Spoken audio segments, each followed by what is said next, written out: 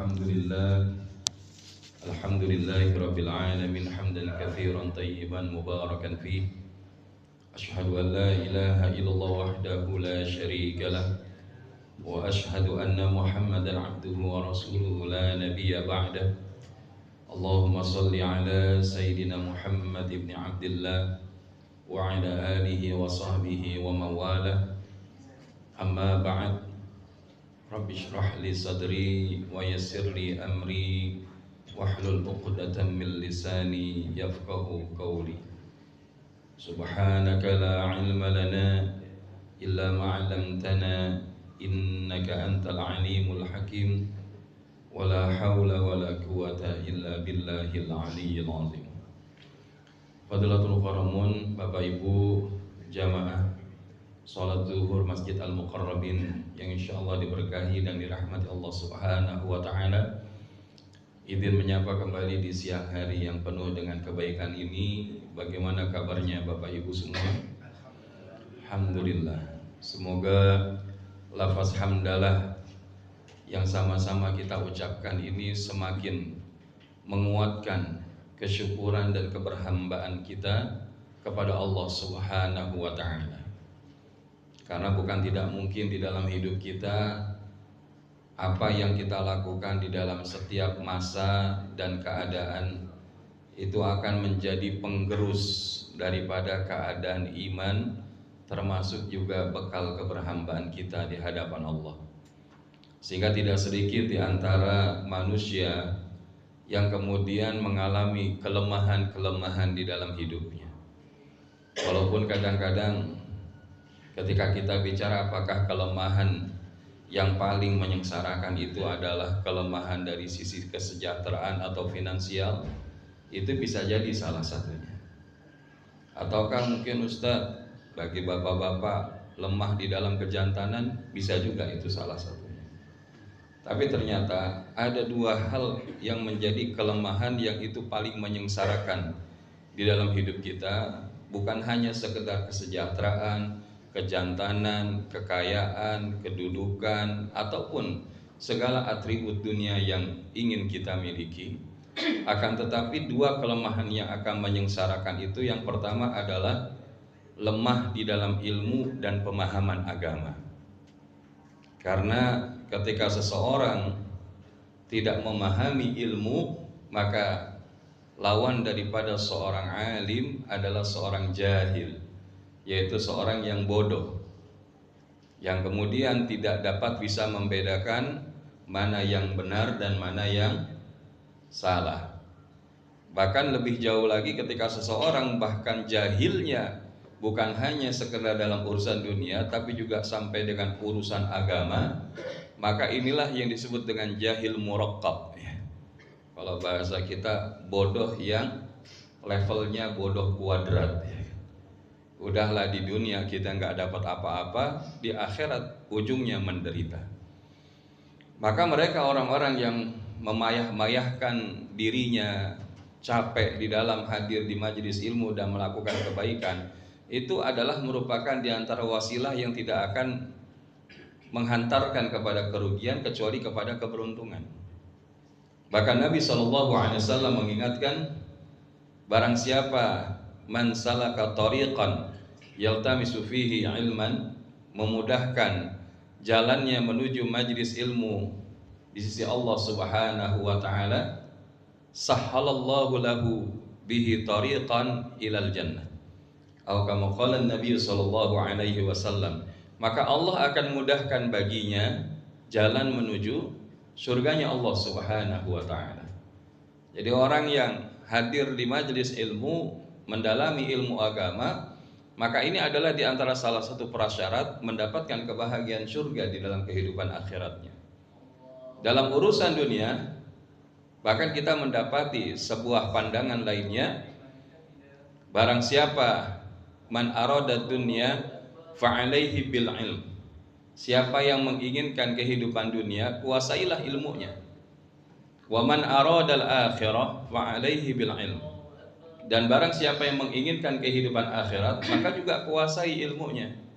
Wa man aradahuma fa'alaihi bil ilm. Dan siapa yang menginginkan keduanya, maka kuasailah dengan ilmunya. Maka disinilah Bapak Ibu yang dirahmati Allah Subhanahu wa taala, Imam Syafi'i mengajarkan kepada kita, bagi mereka yang tidak siap menanggung penat dan capeknya belajar, maka bersiaplah di dalam menanggung beratnya kebodohan. Maka insya Allah di dalam kacamata kehidupan kita sebagai seorang muslim, yang namanya belajar menuntut ilmu, apalagi perkara ilmu agama, itu adalah terus kita lakukan sampai kita mati. Utlubul ilma minal mahdi ilal lahdi. Talabul ilmi faridatun ala kulli muslimin wal muslimat. Jadi ini sudah menjadi kewajiban bagi kita. Sehingga orang-orang yang ketika dia hidup tapi tidak bertambah ilmunya, tidak bertambah pemahaman agamanya, bisa dipastikan hidupnya lemah, menjadi generasi orang-orang yang lemah, dan dia tidak siap menghadapi episode-episode kehidupan yang telah Allah berikan kepadanya. Yang kedua adalah kelemahan yang menyengsarakan selain daripada lemah dalam ilmu dan pemahaman agama, adalah lemah jiwa di dalam mengendalikan hawa nafsu. Ya. Kenapa? Karena kita sudah diberikan oleh Allah Subhanahu wa taala kebebasan untuk memilih.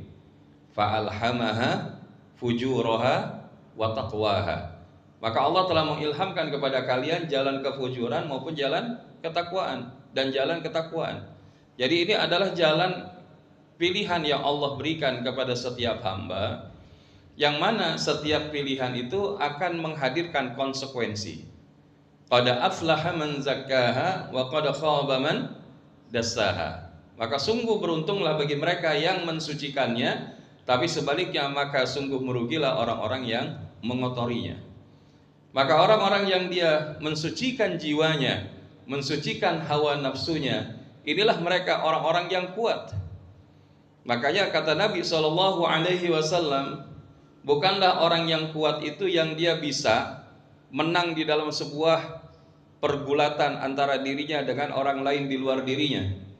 Tapi seorang yang kuat itu adalah ketika dia bisa menahan amarahnya, meskipun amarahnya itu mampu dilampiaskan. Karena inilah hakikat mereka orang yang kuat jiwanya.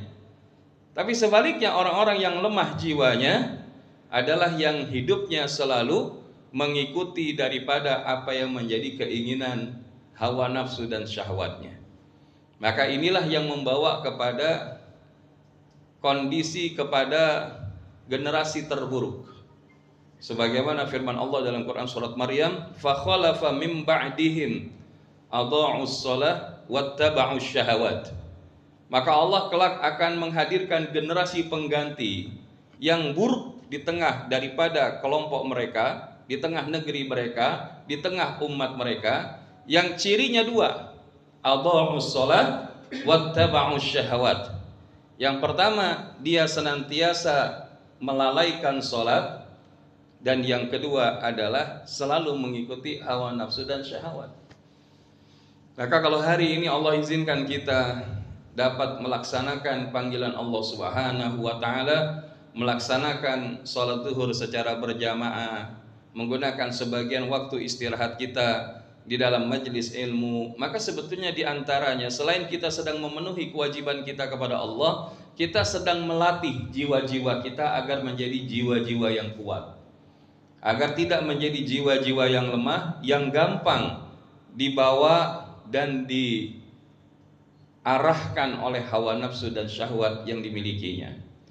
Maka oleh karenanya kita meminta kepada Allah Subhanahu wa taala agar Allah menjadikan kita menjadi orang-orang yang selalu mampu menjaga keistiqomahan kita untuk senantiasa tunduk taat kepada Allah Subhanahu wa taala.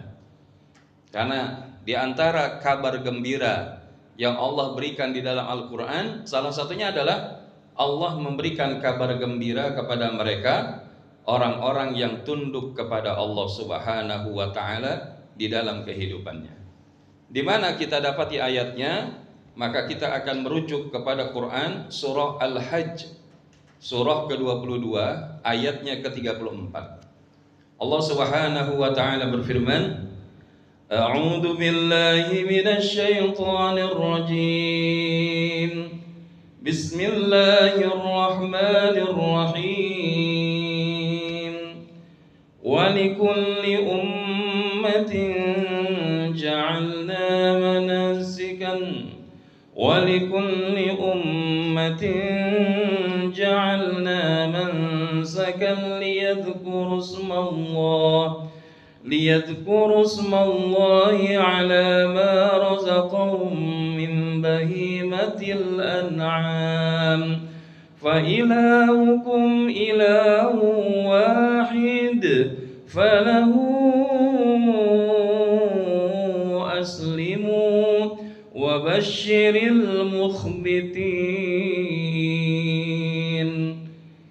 Dan bagi setiap umat telah kami syariatkan penyembelihan kurban agar mereka menyebut asma Allah atas rezeki yang dikaruniakan Allah kepada mereka berupa hewan ternak. Karena ayat ini masih ada erat kaitannya dengan syariat daripada berkurban. Tapi sebagaimana kita fahami, berkurban itu bukan cuma sekedar memotong hewan sembelihan, tapi sedang membuktikan ketundukan kita kepada Allah Subhanahu wa taala. Maka di ujung ayat inilah Allah mengingatkan, fa ilahukum ilahu wahid. Maka Tuhanmu adalah Rabb yang Maha Esa. Falahu aslimu. Oleh karena itu berserah dirilah kalian hanya kepada Allah Subhanahu wa taala. Maka pemahaman Islam Muslim ini tidak lepas dari akar katanya salim, silm, yang mana salah satunya adalah berserah diri kepada Allah. Dan di ujung daripada ayat ke-34 Allah Subhanahu wa taala mengingatkan kabar gembira. Jadi ini kalau bahasanya kabar gembira, kalau kita kerja nih, misalkan atasan kita bilang, oh nanti di akhir bulan insya Allah ada bonus 3 kali lipat daripada gaji bulanan. Kira-kira senang apa enggak? Baru dengar aja senang, ya kan? Baru dengar aja senang, apalagi kejadian, betul enggak? Nah cuma sayangnya ketika Allah memberikan kabar gembira, banyak diantara kita enggak senang karena kita enggak paham. Padahal kalau Allah udah berikan kabar gembira, Allah innallaha la yukhliful mi'ad. Allah itu nggak pernah ingkar janji, Bapak Ibu. Pasti Allah akan gembirakan, pasti akan Allah bahagiakan, baik dalam hidup dunianya, apalagi hidup di akhiratnya. Maka apa yang diberikan kabar gembira di sini? Orang-orang seperti apa yang diberikan kabar gembira oleh Allah Subhanahu wa taala? Wabashiril mukhbitin. Dan sampaikanlah Muhammad kabar gembira kepada mereka orang-orang yang tunduk patuhnya hanya kepada Allah Subhanahu wa taala. Inilah kelompok mukhbitin. Ada juga wabasyiris sabirin, dan berikan kabar gembira kepada orang-orang sabar. Ya, jadi Allah memberikan kabar gembira itu kepada beberapa kelompok orang di tengah para hambanya. Maka diantaranya adalah mereka yang tergolong sebagai mukhbitin. Siapa itu mukhbitin? Mereka orang-orang yang tunduk patuhnya hanya kepada Allah Subhanahu wa taala.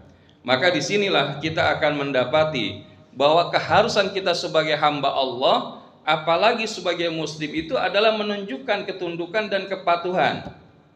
Dan tunduk dan patuh itu bukan hanya sebuah kata-kata, tapi juga adalah merupakan daripada pernyataan di dalam amal perbuatan yang kita lakukan di hadapan Allah Subhanahu wa taala. Maka apa tanda ketundukan seorang hamba berdasarkan dari apa yang Allah firmankan di dalam Quran surah Al-Hajj ini? Maka kita akan dapati jawabannya di dalam ayat ke-35. Ada 4 bukti ataupun tanda ketundukan seorang hamba kepada Allah Subhanahu wa taala. Alladzina idza dzukirallahu wajilat qulubuhum was-sabirina 'ala ma asabahum wal muqimis shalah wa mimma razaqnahum yunfiqun. Maka ada 4 bukti tanda ketundukan seorang hamba di hadapan Allah Subhanahu wa taala. Yaitu apa? Yang pertama Allah Subhanahu wa taala sebutkan alladzina idza dzukirallahu wajilat qulubuhum, yaitu orang-orang yang apabila disebutkan nama Allah hati mereka bergetar. Nah, cuma kita hari ini kalau nyebut nama Allah bergetar apa enggak? Ya, kadang-kadang bergetarnya itu pas lihat misalkan kita ada orang yang kita kenal, mungkin juga keluarga kita lagi kesurupan, ya kan? Kita nyebut Allah, Allah bergetar, bukan karena bergetar takut ke Allah, tapi takut sama yang kesurupan, ya kan? Maka Bapak Ibu yang dirahmati Allah, yang dimaksud dengan bergetar itu adalah hati yang bergetar adalah hati yang memberikan perhatian secara serius ketika nama Allah disebutkan. Hadir utuh, sadar penuh, sesuai dengan maksud penyebutannya daripada apa yang Allah maksudkan.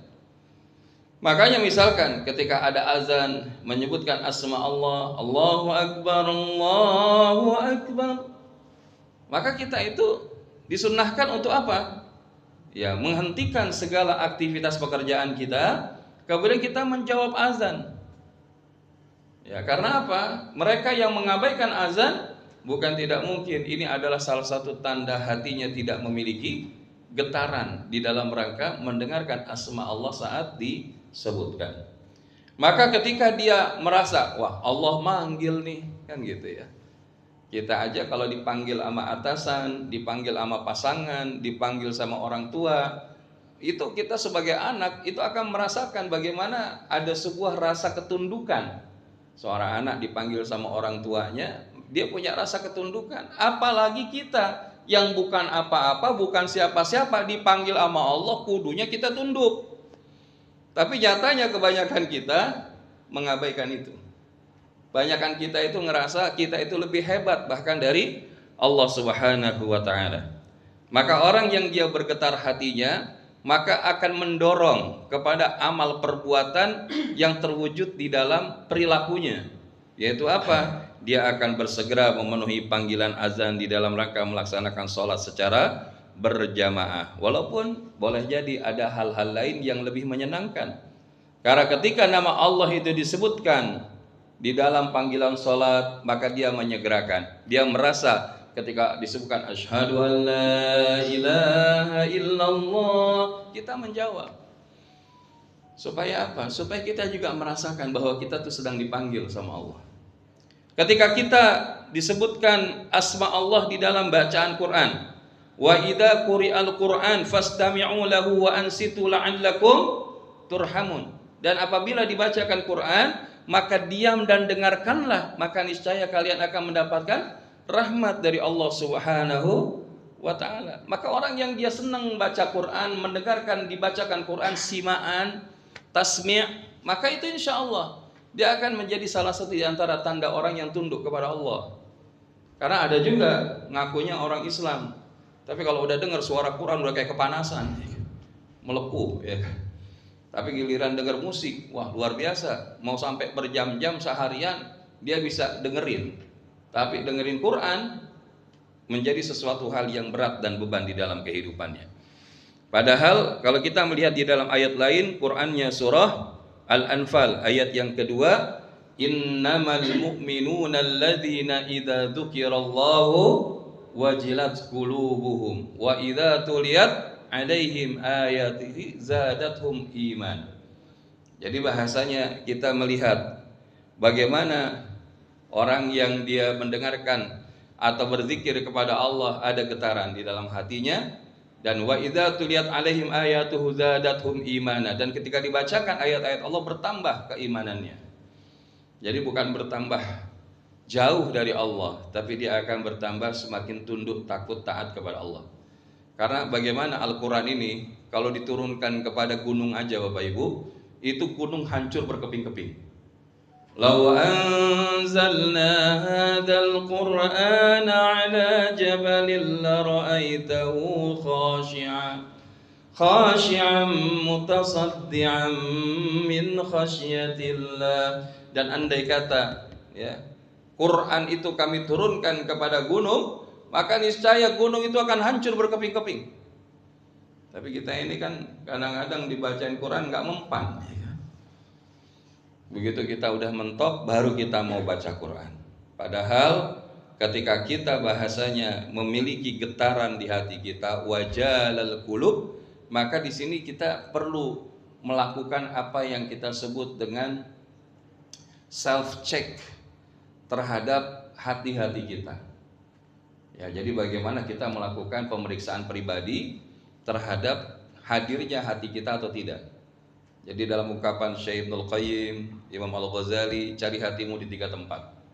Yang pertama, ketika lagi sholat, ada enggak? Kalau enggak ada, cari yang kedua, di majelis ilmu, baca Quran, ada enggak? Kalau di situ juga enggak ada, maka yang ketiga, bahasanya apa? Di saat kita lagi tazkiratul maut, ya kita lagi zikir kepada Allah Subhanahu wa taala, ada enggak di situ? Kalau tidak kita temukan hati kita di situ, maka menurut para ulama tadi, silakan minta kepada Allah hati yang baru, karena pada saat itu hati kita sudah nggak bisa dipakai lagi. Makanya kita bersyukur kepada Allah kalau hari ini kita ngaji, bukannya tidur siang, ya enggak? Kalau kita ngaji, alhamdulillah ini memberikan nutrisi kepada hati kita, karena hati kita itu juga perlu dikasih asupan. Makanya bersyukur kita kalau kantor kita masih memfasilitasi dengan pengajian ba'da zuhur di dalam aktivitas bekerja kita. Maka ini adalah yang pertama. Yang kedua adalah disebutkan di dalam ayat ke-35 tadi, was-sabirina 'ala ma asabahum. Orang-orang yang sabar atas apa yang menimpa mereka. Karena sabar atas musibah. Ini yang kedua. Ciri orang ataupun tanda seseorang yang tunduk patuh kepada Allah Subhanahu wa taala, dia memiliki yang namanya wajalal qulub. Disebutkan Allah itu bergetar hatinya. Yang kedua adalah sabr ataupun sabar anil ma'siyah. Sabar atas musibah, ya, sabar anil musibah. Ya, ketika dia mendapatkan musibah ataupun sabar indal musibah, ketika dia mendapatkan musibah. Karena secara harfiah sabar ini asalnya dari kata sabara yasbiru sabron, yang artinya menahan. Menahan atau mengekang. Jadi maksudnya apa? Orang sabar itu menahan. Menahan apa? Hatinya dari segala hal yang bahasanya apa? Memandang sangka buruk kepada Allah kepada sesuatu yang baik. Menahan lisannya dari kemudian berkata-kata yang bisa mengundang murkanya Allah kepada sesuatu yang mendatangkan kebaikan di sisi Allah. Bahkan sabar itu juga ditunjukkan dari perbuatan, karena sabar ini bukan kata pasif, tapi ini adalah kata aktif. Orang sabar itu bukan diam aja, itu namanya pasrah. Sabar itu adalah bergerak, tetap bergerak di dalam keterbatasan. Bunda Hajar ketika berada dalam kondisi sudah habis perbekalan, beliau bersabar, tapi bersabarnya bukan kemudian ya Allah turunin air dari langit, enggak. Tapi beliau tetap terus bergerak, melakukan sa'i ke Safa, Marwa, kembali lagi ke Safa, ke Marwa, sehingga kemudian Allah izinkan kemudian airnya itu hadir bukan dari Safa dan Marwa, tapi justru ada dari dekat kaki Nabi Ismail. Nah, ini adalah yang kita sebut sabar. Jadi sabar itu misalkan gini, udah Pak sabar aja, emang kalau kita kerja hari ini nggak kayak dulu. Akhirnya apa? Demotivasi, nggak punya semangat bekerja, tidak punya spirit untuk mencapai hasil yang lebih baik. Karena dia bilang, percuma saya kerja paling baik juga, gajinya podoai. Orang-orang yang seperti ini yang disebut transaksional motif. Dia hidupnya motifnya transaksional. Padahal kalau kita mau transaksional sama Allah itu lebih baik. Karena apa? Kalau sama Allah itu nggak mungkin Allah itu merugikan kita. Allah nggak mungkin zalim, Bapak Ibu.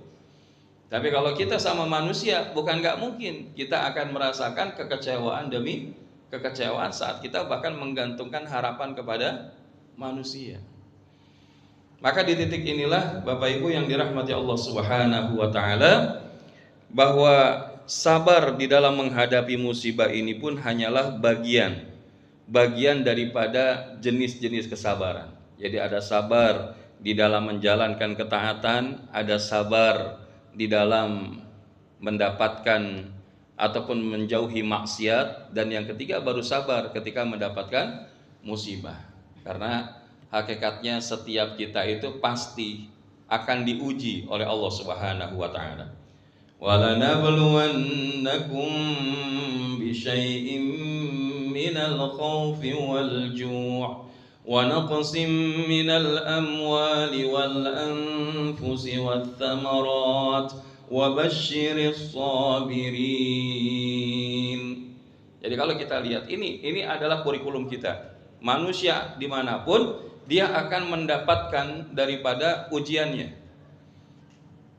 Yaitu apa? Walanabluwannakum bisyai'in minal khauf, diuji dengan sedikit rasa takut, wal ju', kelaparan, ya. Wa naqsim minal amwal, kekurangan harta, wal anfus, kekurangan diri, wath thamarat, kekurangan kesejahteraan buah-buahan. Tapi Allah bilang wa basyiris sabirin, dan berikan kabar gembira kepada orang sabar. Siapa di antaranya orang sabar itu?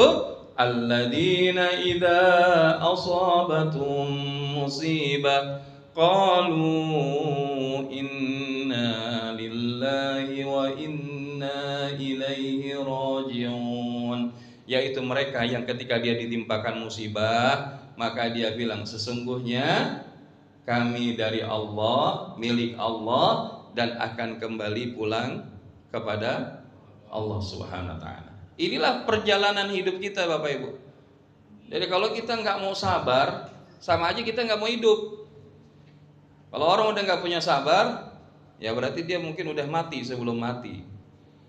Makanya sabar itu sabar tanpa tepi, syukur tanpa tapi. Boleh buat uploadan, ya kan? Upload apa? Kalimat buat di status kita. Sabar itu tanpa tepi, Bapak Ibu. Maksudnya apa? Nggak ada sabar itu terbatas. Udah habis batas kesabaran saya, berarti dia kagak sabar. Tapi yang namanya sabar itu apa? Ya, tanpa tepi. Dan kenapa? Karena orang yang dia sabar, innallaha ma'as sabirin. Sesungguhnya Allah itu bersama dengan orang yang sabar. Jadi bahkan bahasanya sabar itu akan menjadi salah satu wasilah jalan datangnya keajaiban pertolongan Allah di dalam kehidupan kita. Ya ayyuhalladzina amanu ista'inu bis-sabri was-shalah. Wahai orang-orang yang beriman, mintalah pertolongan kepada Allah Subhanahu wa taala dengan sabar dan salat. Said Hawa rahimahullah ini mengatakan, ya tidak sempurna sabar kalau dia tidak salat. Tidak sempurna salat juga kalau dia tidak punya kesabaran. Makanya yang menarik di dalam ayat ini juga poin ketiganya Allah Subhanahu wa taala menjelaskan wal muqimis shalah. Jadi ciri orang yang tunduk kepada Allah Subhanahu wa taala setelah dia tadi apa yang pertama? Hatinya bergetar saat disebutkan Allah Subhanahu wa taala. Yang kedua, sabar atas musibah yang menimpanya. Yang ketiga adalah orang yang senantiasa melaksanakan sholat.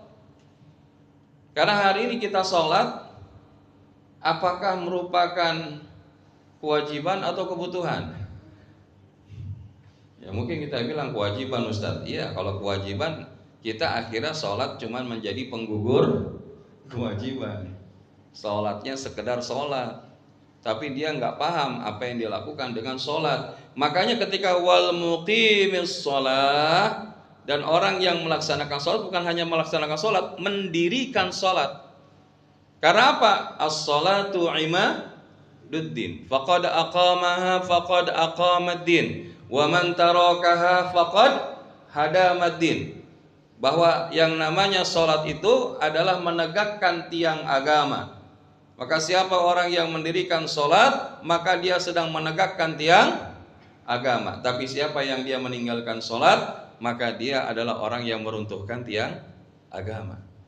Bahkan perkara kita nanti selamat apa enggak di akhirat, itu salah satunya berdasarkan pertanyaan hisab pertama tentang sholat.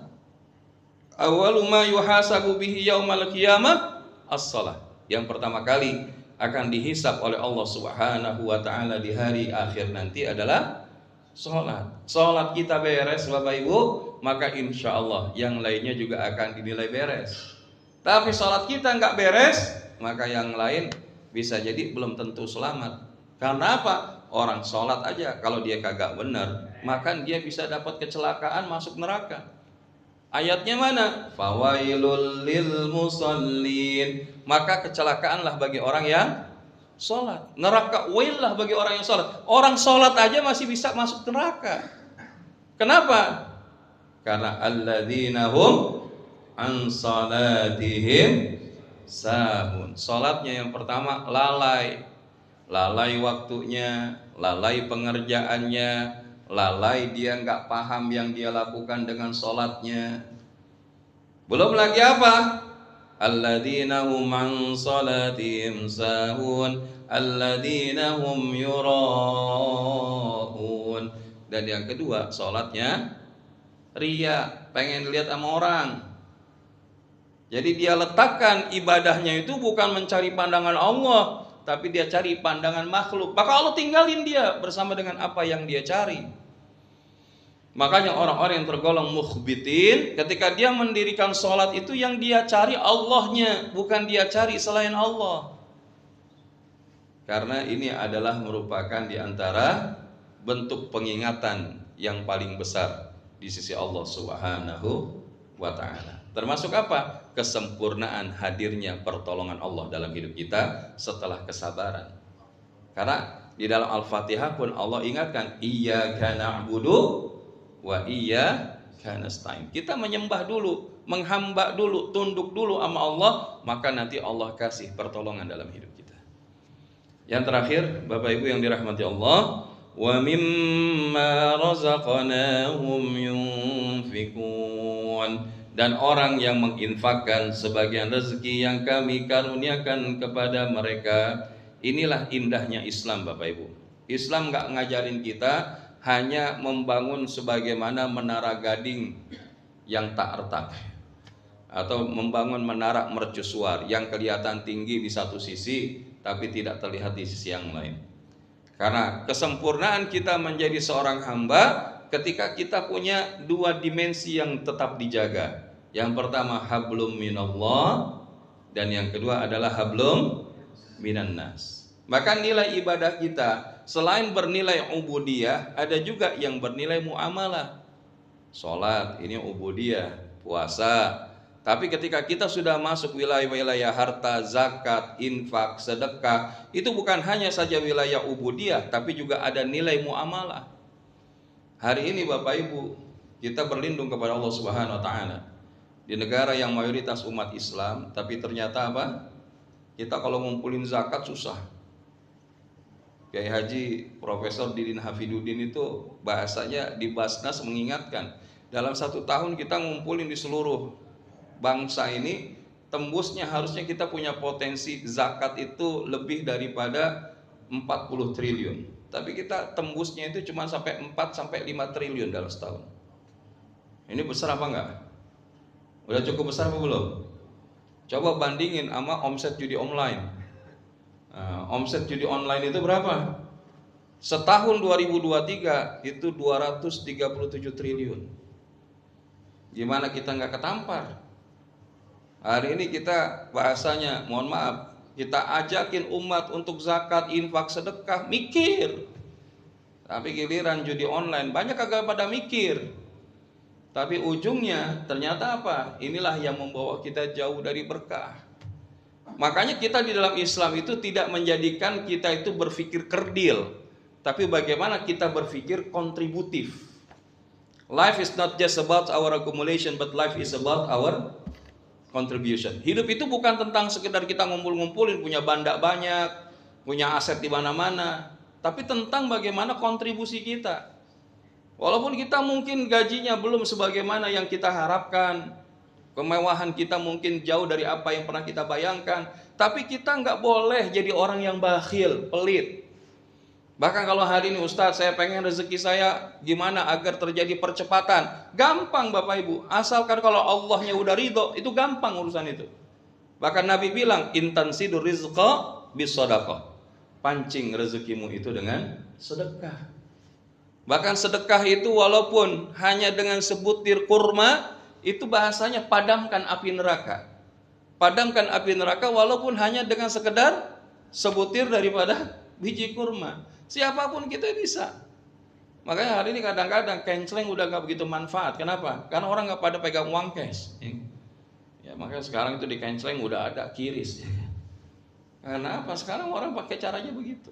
Tapi kita lihat bahwa orang-orang yang dia tunduk kepada Allah Subhanahu wa taala, maka dia sadar harta yang ia miliki saat ini bukanlah semata-mata miliknya, kecuali adalah miliknya yang sedang dititipkan kepada kita.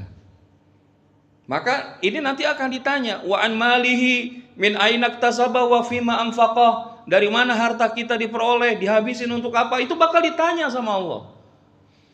Kita kadang-kadang bayar premi asuransi berani, angka besar supaya kita dijagain. Tapi kita nggak berani infak jor-joran, sedekah besar-besaran, padahal itulah yang akan ngejaga kita.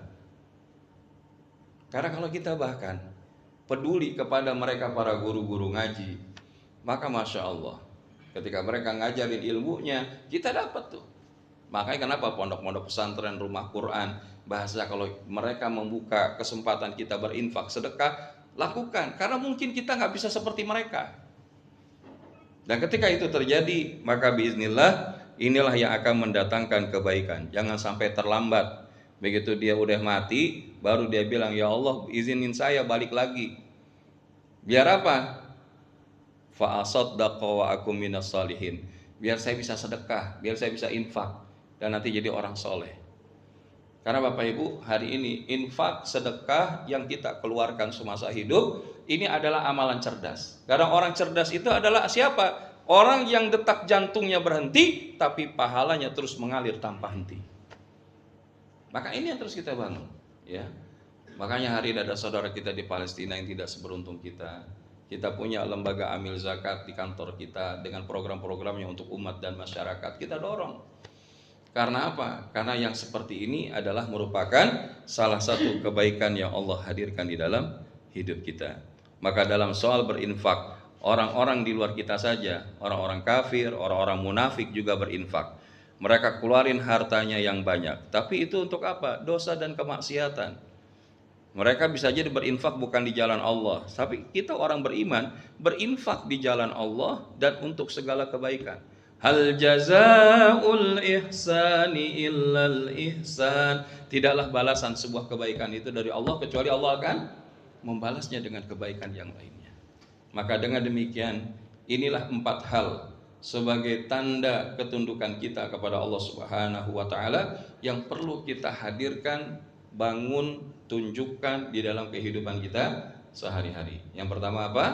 Hati yang tergetar saat mengingat Allah. Yang kedua adalah sabar ketika mendapatkan musibah. Yang ketiga senantiasa mendirikan atau menegakkan sholat. Dan yang keempat adalah senantiasa berinfak dan bersedekah. Mudah-mudahan yang disampaikan ini ada manfaatnya. Karena alhamdulillah waktu sudah menunjukkan pukul 1, sebagaimana poster yang ada di belakang. Jam 1 selesai nggak selesai, waktunya dikumpulin. Jadi kita selesaikan dengan mengucapkan lafaz hamdalah, alhamdulillahirabbil alamin, istighfar, astaghfirullahalazim, dan kafaratul majlis. Subhanakallahumma wa bihamdika asyhadu an la ilaha illa anta astaghfiruka wa atubu ilaik. Hadanallahu wa iyyakum ajmain wal afwa minkum. Wabillahi taufiq wal hidayah. Wassalamualaikum warahmatullahi wabarakatuh.